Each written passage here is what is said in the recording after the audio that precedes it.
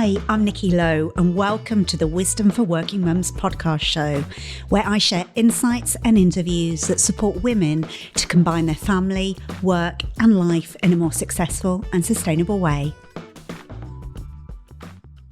It feels like we're at a critical tipping point in the future of work, which will have potentially profound impact on women, and particularly us as working mums. Will organisations fully embrace flexible working in a post-pandemic world? Will they find a way to leverage the benefits of hybrid working while avoiding the potential pitfalls? And will we be able to create workplaces which can fully embrace diversity and inclusion? I know I and so many others are watching the future of the world of work unfold and hoping it moves in the right direction. And today's guest isn't just watching this, she's shaping the future for women in the workplace.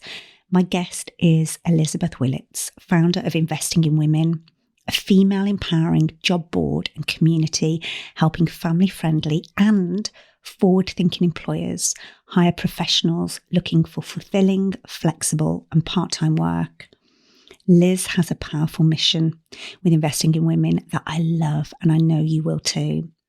She's an experienced recruiter with over 17 years of experience, both in-house at one of the big four and from one of the UK's largest recruitment agencies. Elizabeth is also a mum to two daughters, Emily and Annabelle, and a Labradoodle called Dougal, which is a name I love. She is a passionate believer in the power of part-time and flexible work to retain women in the workplace and close the gender pay gap. Come join us as we explore the future of work and how we can navigate it as working mothers. So welcome, Liz. I'm so excited to have you on the podcast because I've been following you in your work for a little while and I love what you're doing in the world. Thank you so much. I'm so excited to be here, Nikki. Thank you so much for having me. So can you tell us a bit about you and about your organisation, please, Investing in Women and its mission? Absolutely. So Investing in Women was founded in June 2021 and it helps people find flexible and part-time or work from home jobs with forward-thinking and inclusive employers throughout the UK.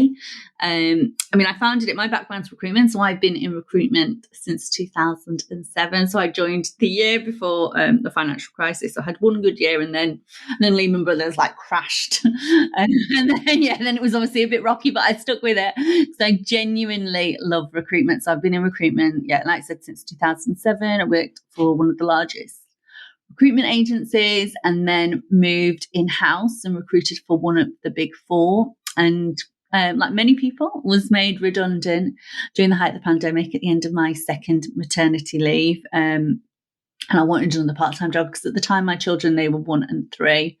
And I didn't want to work full-time. I'd struggled to conceive my first child. I spent a long time trying to conceive and I ended up having IVF. So it was, after all that time trying to conceive, I didn't want to then leave them to work full-time in an office and couldn't find a part-time job for love nor money. Every time a recruiter approached me and I asked, will they consider part-time? They said no straight away or ghosted me. And, I just got so peed off and I could see what had happened to so many of my friends where they'd had to exchange a job that they'd worked really hard for, they'd often studied a long time for, they were being paid well for something a lot lower paid, a lot lower skilled in exchange for that flex. And I saw it then, I still see it now, that I think the lack of flexible opportunities, particularly, at the senior, mid to senior level, is one of the key contributory factors to the gender pay gap, because it pushes a lot of women out of work or into lower paid, lower skilled roles, or they're overlooked if they do manage to get, a part-time role. I get messages from people all the time that maybe have managed to secure that part-time job, but to get a promotion, they're told they need to convert to full-time. So, and that's why I founded it. I can look back on my career and, I'd recruited probably about 1,000 people, if not more at that point. And I thought not a single one had ever been part-time. And I just think, there is a huge market of people looking for flexible and part-time opportunities. And I felt they weren't being served very well by traditional recruitment agencies. So that's why I founded Investing Women. Like I said, it's the platform.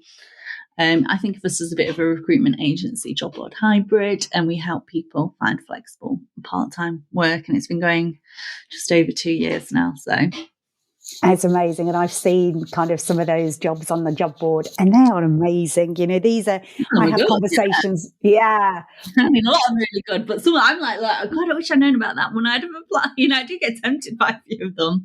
Absolutely. So do you work as kind of this intermediary? You're going out and finding the organisations that are supporting flexible working and are family friendly, and then kind of marrying those up with the women that might be interested in those type of roles. Yeah, that's it really. So, you know, if an organisation can offer flexible or part-time work, or they can consider that for some of their roles, then they get in touch with me. I then advertise it on the job board. Candidates get in touch with me, you know, regularly, and I, you know, I then reach out, like I said, so it's a bit of a hybrid. So I then reach out to relevant people when a role's advertised that might work for them, might, you know, suit their skills, their experience in their location, and then I encourage them to apply. So I think this is a bit of a hybrid. And then obviously there's various packages. You know, if an employer wants the full recruitment service, they can have that as well. So yeah, there's various different packages that are available to employers. But yes, I'd urge anybody that's looking for flexible part-time work in the UK to check out the job board, which is Investing in Women, or get in touch with me. And, you know, new jobs are added daily. So if you go on and there isn't something you're interested in now, it doesn't mean that your job, you know, your perfect job won't be added tomorrow. So love that. Check in and get in touch. And then, you know, at least you're on my list and you're on, you know, on my radar. And then, you know, it's brilliant because like last month I had a candidate email me who's a regulatory lawyer at an asset management firm that was forcing people to go back into the office, which is happening a lot at the moment. And she couldn't do it. She'd got, you know, young children. She had a flexible working arrangement that had been agreed prior to COVID, and they were, you know, pulling back on that.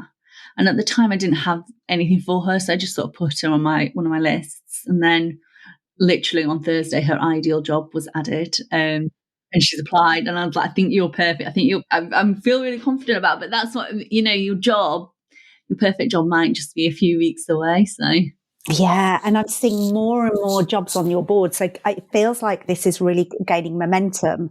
It's getting really busy. Yeah, it's taken a couple of years to get going. I mean, like any business, it's not an overnight success. And, you know, I've worked really hard. I'm not going to lie. I've definitely worked more hours doing the irony. And you probably know this. I started this business. I like work flexibly as well around my own kids. It was a bit of a selfish thing as well. It wasn't completely selfish. I was like, well, if I can do this, I can do it around the kids, can pick them up.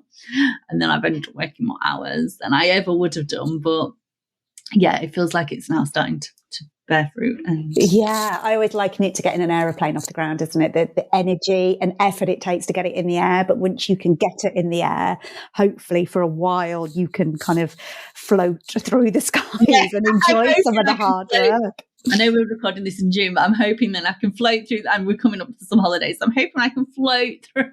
Yeah, and you would. So you've already alluded to some of this, but in your experience, what are you seeing as some of the main challenges and barriers for women in the workplace? Yeah, I mean, there's a lot, isn't there? So, I mean, to be honest, it's not just for me. I mean, I think the world of work is changing for everybody. I mean, it's quite interesting because I've got a couple of people that work for me, and they're not like mums. They're girls in their 20s that want flexible work. They don't want to work in an office full time. I think, you know, students got conditioned to studying at home and not having to go in anywhere. And then it's suddenly quite hard to then get that whole mentality that you have to go into an office. But I think the main challenges, particularly for mums, are that unfortunately we still don't have full equality at home.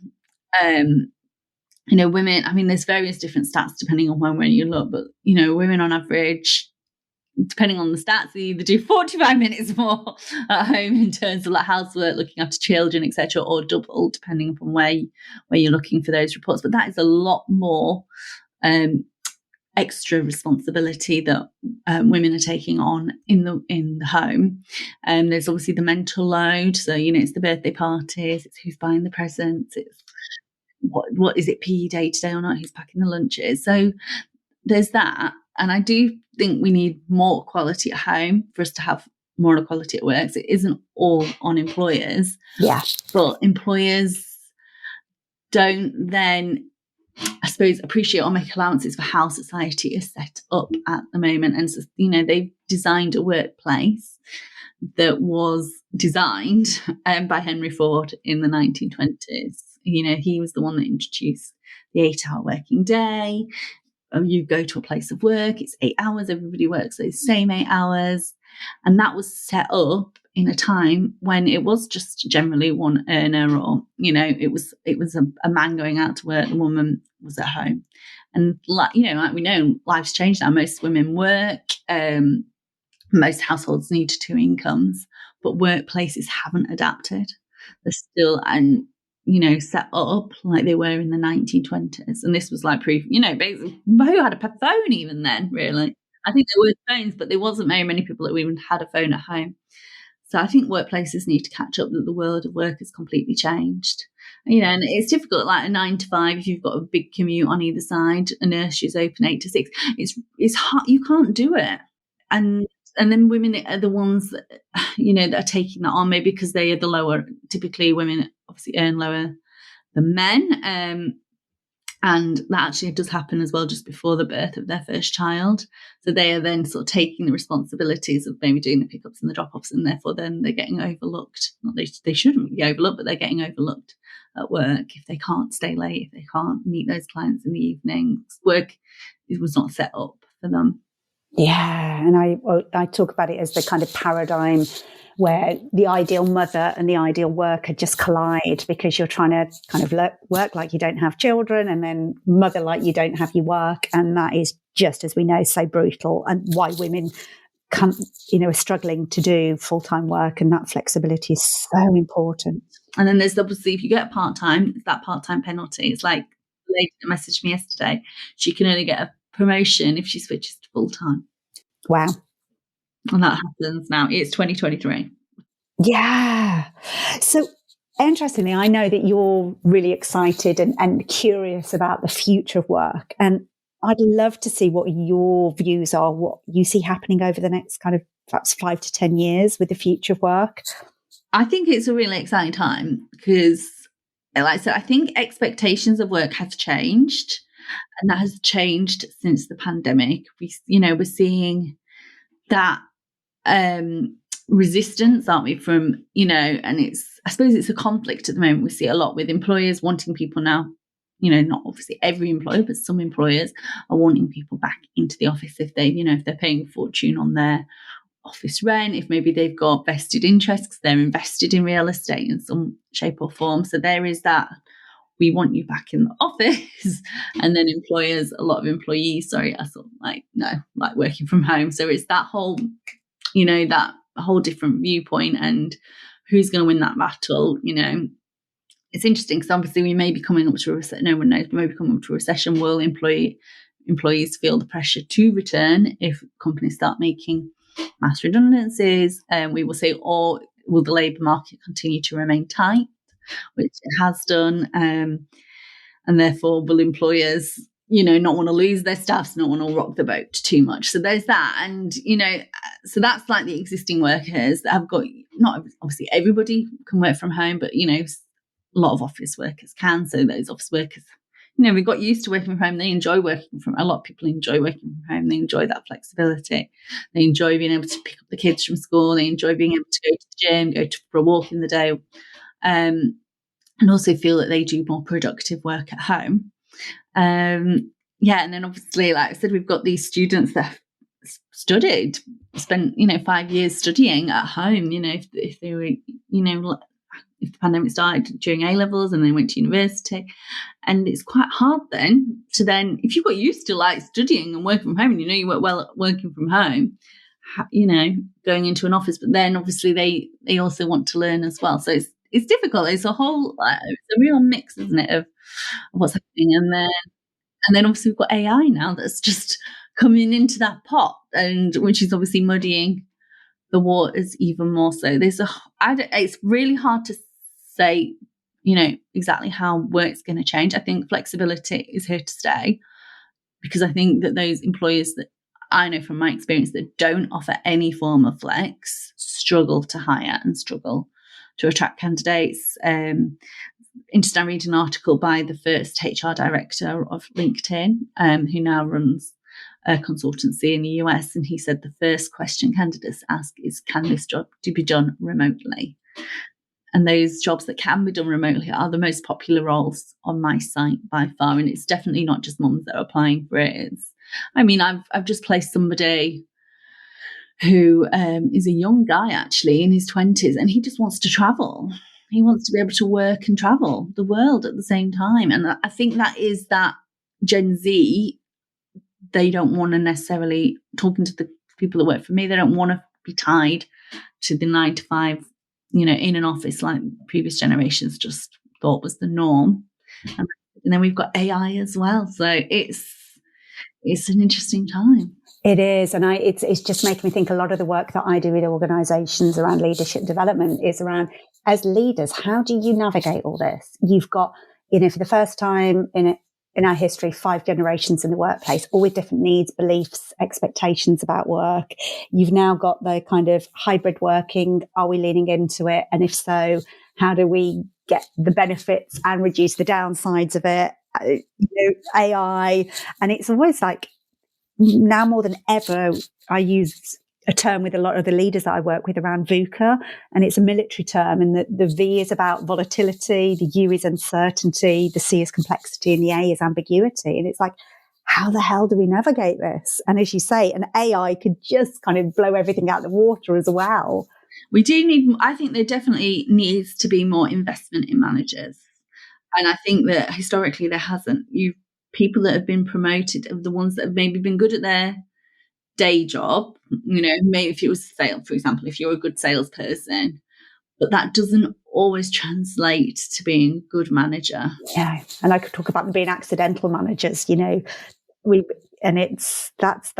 can be a really, really difficult place to be, because as you say, you've not been promoted because you're necessarily showing management capability. You've been promoted because you've shown a capability in another area. Yeah. So I think, more important than ever to have good manage, choose the right people and maybe celebrate different skills, that empathy, that coaching, maybe that visionary, being able to bring people along with the vision. That is more important than perhaps, the other skills that have been rewarded in the past. We get a lot of people that are promoted, don't we, because they just are loud, or they're demanding, or they presenteeism. And actually, in this new world of work, that is probably the best way to sync your organisation. Absolutely. So what advice would you give to somebody listening, a woman and, a working mum, about how to navigate this going forward? Well, in terms of I think there's so much, obviously there's a lot of, advice I could give. But the first thing is, if you're looking for work, is obviously it's really nice to see an advert that says part-time, but not all roles will mention flexible working on their adverts. And I get this on roles added to my site, because I'll go back and say, look, you've posted this role. My site is for flexible working. You post this role, it doesn't mention anything about flexible working. And they'll say, oh, no, yeah, we can do part-time. And it's like, well, why don't you add it? So then I'll physically manually add it. But therefore, my advice would be, if you see a job you like the look of, that you think works really well based upon your skills and experience, apply, whether it mentions full-time, part-time, or whatever, because, chances are they may be able to make it flexible. It has been a really tight labour market the past couple of years. There has been a shortage of candidates. Employers have had to be more flexible than they've ever been, in their lifetimes, to attract people. So now is the best time, I believe, in the history of the workplace, to get those flexible roles. I love that. So what are your hopes for investing in women for the future? What are your plans or your hopes? Yeah, so by the time this is recorded, we're hopefully launching a flexible working consultancy, not just flexible working, a consultancy that helps companies learn how to attract, retain and promote women in the workplace. I love that. Which we're excited about. So that's coming soon. And it's just going to be, because I do Facebook, LinkedIn Lives with experts on a weekly basis. So I've actually learned a lot from loads of different people, a bit like yourself, Nikki. I've got so many brilliant ideas about all the different ways workplaces can support. So it's actually just bringing everything together and, imparting that knowledge to those organisations and hopefully making a real difference. Because eventually, we'd love to see 50-50 women in the workplace. I mean, we get a lot of things are like, we want 30% women or 25% of women, of people on the board as female by 2030. I don't think that's ambitious enough. I think we want to be 50-50, don't we? We want to be 50-50 at all levels of the organisation. So I think that's the ambition. And that it's not just, minimum wage roles that are flexible, that are part-time. We want to see the option to be able to work flexibly at all levels of businesses. Brilliant. So I always say to my guests, what's like one message or one piece of advice that you would want to leave somebody listening to this interview with around investing in women and promoting gender equality?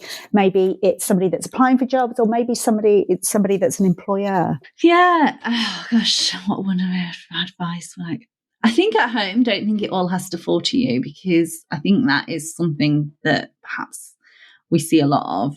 Make sure your partner is a partner and isn't just helping you. And I think that's something that it definitely needs to be a partnership, because it's very hard to progress in your career if you are still picking up 90% of things at home. So make sure you have a partner, not an assistant. Yeah. I think that's a personal thing, really. And then, in organisations, don't discount somebody because they work flexibly, because they work part-time. I've launched my business. It's a growing business. I've launched it flexibly around my kids. I have done the pickups, which I wanted to do. I have been around for them. I feel like, I've worked flexibly. I'm not going to deny that it's not difficult to launch a business, because I have worked late nights after they've gone to bed, but I have worked a non-traditional 9 to 5 and managed to do something I feel really proud of. And I think I've produced my best work being able to work flexibly around my schedule. For both individuals and organisations, great piece of advice there. So I know people are going to want to find out more about you and your work. So where would you point them towards? Where can they find out more about you? Yeah, so I'm on LinkedIn a lot. I'm Elizabeth Willetts on LinkedIn, so please do send me a connection request. We've obviously got the company page there as well, Investing in Women. You can check out our job board on our website, investinginwomen.co.uk. We're on Instagram, Investing in Women Careers, and we've also got a brilliant Facebook group as well called Work It Like a Mum. So. Brilliant.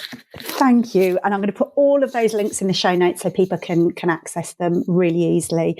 And it just leaves me to say, Liz, thank you for the work that you're doing in the world, because I know it's making such a difference to the women that you're placing in their jobs, but also you're really moving the dial in terms of the whole conversation and people's appetite for flexible working and supporting more women in the workplace.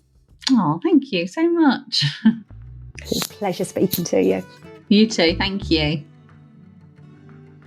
If you've enjoyed this episode of Wisdom for Working Mums, please share it on social media and with your friends and family. I'd love to connect with you too. So if you head over to wisdomforworkingmums.co.uk, you'll find a link on how to do this. And if you love the show and really want to support it, please go to iTunes, write a review and subscribe. You'll be helping another working mum find this resource too. Thanks so much for listening.